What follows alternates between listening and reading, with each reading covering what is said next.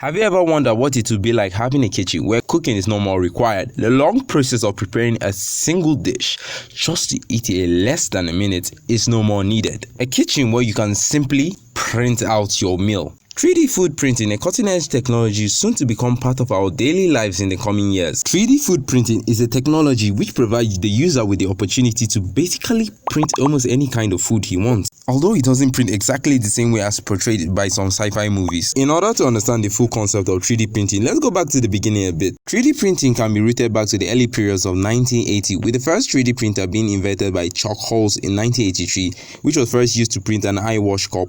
A quick fast forward to the period between 2006 to 2007, when institutions like NASA, the Columbia University, and other institutions were carrying out different research in order to improve food production in the aspect of space research and so on. This eventually led to the innovation of the 3D food printer. Now, this technology allowed them to be able to print out food using layers of edible materials like dough, fillings, and so on, to be able to print out different kinds of food. Along the line, different industries and restaurants began to adopt the technology of 3D printed food, as it was seen as a more proficient way of food production. But like every developing technology, it still has its downside. Even though the process of 3D printing still allows us to increase the pace at which you produce a particular food, any food that has been 3D printed still needs to be basically cooked, which is kind of a problem.